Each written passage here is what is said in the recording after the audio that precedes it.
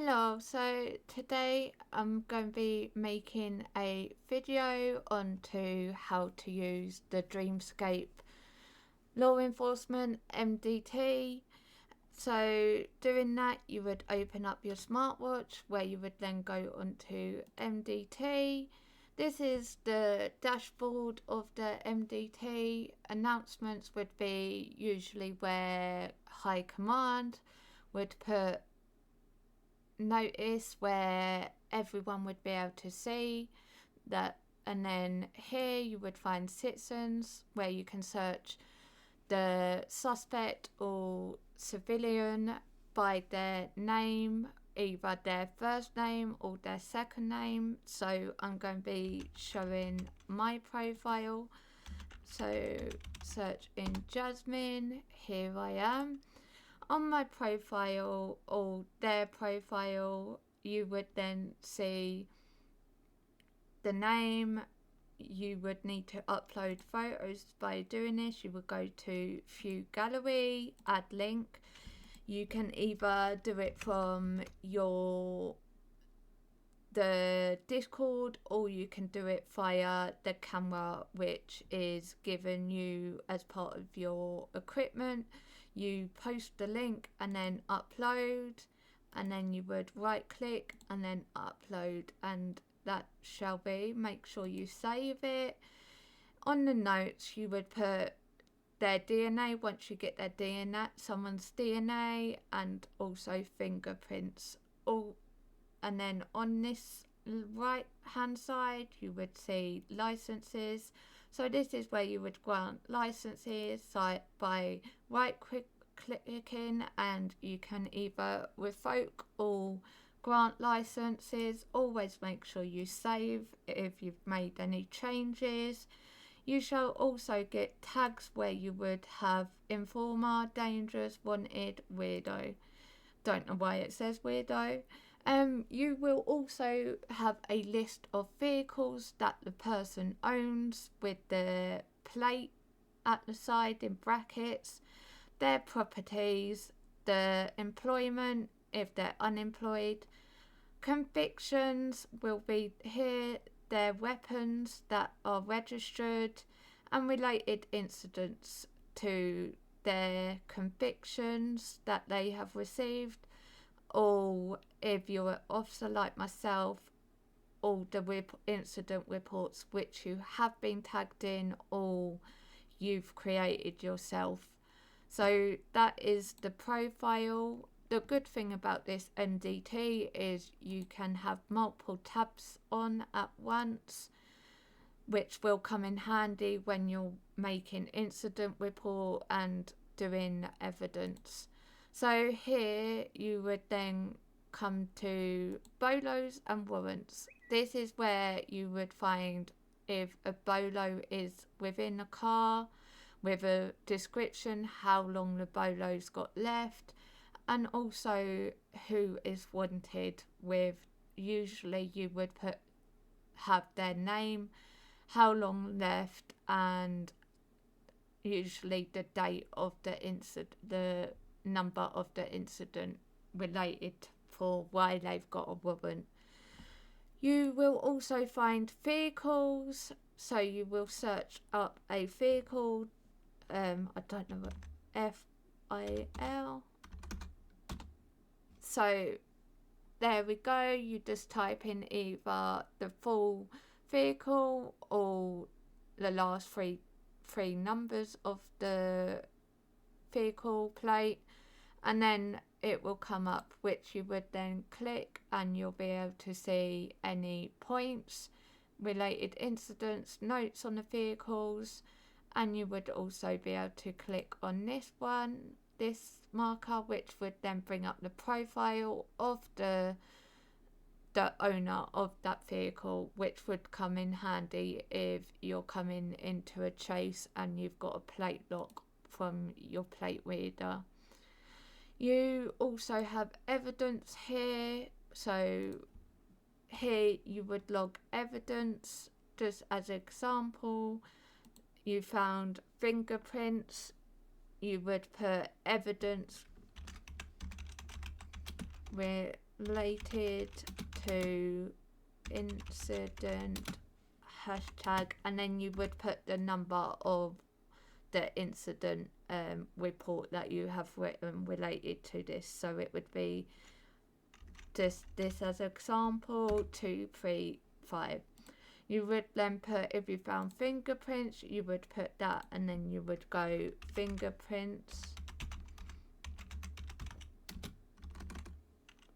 and then you would then get the evidence bag, and then you would right click, do use, copy that to then paste it here.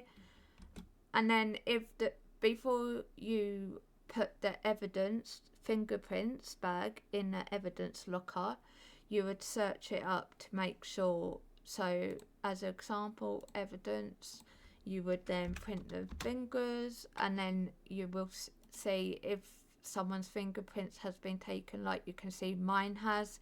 It will tell you a name of who they are. So you would then usually save it, and then you would go on to items if there is items, and then you would drag the bag across, and that is how you would log your evidence. And then once you've left it in there, you would save it. So that goes for fingerprints, blood, casings, weapons, glass, others. You can put multiple evidence as long as you log it in and save. So you would then search for, these are the cameras. So if you've got a store robbery going on, say this store, you would go cameras, and then you would be able to see if there's any hostages or how many suspects here, and if there's a car. You would then, for weapons, you would then, every weapon as you see on the profile is all registered to someone. So if you found bullet casings, you would put the serial number inside, and it shall come up if it's registered to someone. If it's not, it will not come up with any weapons. Here you will find legislations where you keep up to date with any changes within the law. So the new speed limit, the statute limitation, and hunting and fishing license. To find the template for your incident report, you would come to staff and then SOPs, click on the SOP and search, where you would find if your BCSO, or so that would be your template. If you're LSPD, this would be the template you will be using. You would copy this, and then you would then make a new incident report, and you would then paste it in the notes section and to create your incident report. So with incident reports, you put, if you found the suspect, you would put the suspect's name here, the offence. So if it's a ATM robbery, you would put ATM. If it's a store robbery, so whatever offence has been committed, you would put it here. You would put the offender's name, time and date, and then here you would put the summary of the incident. I like to make it as detailed as possible because it will go to court, or could go to court. Then you would put a description as of the suspect. So you would put what they're wearing, if you know them, have seen them before, how you know them. Please just put as much details in. If there is multiple suspects, make sure you separate them in so they have their own description. Vehicles, you would put a description of the vehicles involved, Like the suspects, if there's multiple vehicles involved, you would make sure you separate them in this vehicle section. When you detain them, you obviously ask them if they want an attorney. If they want an attorney, put yes is available, yes, no. If there's no attorney available, you put yes but not available. If they do not want one, then you would just add yes, rejected by individual. Here, attorney, if they do end up wanting one, you would put the attorney's name and get their bar number. That is important. Related to evidence. So if you've got no evidence, you put no. If you do, then you need to state what you've got, whether that's photos, fingerprints, casings, blood, fragments, etc. You need to state it here, and then you would then put it on you would put the evidence in related evidence. You would put the evidence number into this, so you would put 1, 2, 3 as an example. You would then right click this if that was the correct one, and then put add. You need to also put officer's name, so you would involved, so you would search the officer's name, then this shall come up. You would then put right click and add. Make sure you put all the officers involved in that incident. You would then put vehicles, tag the vehicles as well. So the same with adding officers involved. If you would type the plate, once it comes up, if it's a registered car, you would right click it. And then pictures, you would add photos, the same as when you're uploading photos. I'll give you an example of one. So you find your camera, you open your camera up, you would then go onto the menu, onboard menu, which will give you all of this, and then you would copy. Once you've got the picture, you would go back onto the MDT and you would do the exact same as you would with uploading their profile picture. Upload, and then you would then upload the photo, which would then automatically come under here. Adding officers, the criminal involved, so you would do that, then you would put add, and then this box will come up.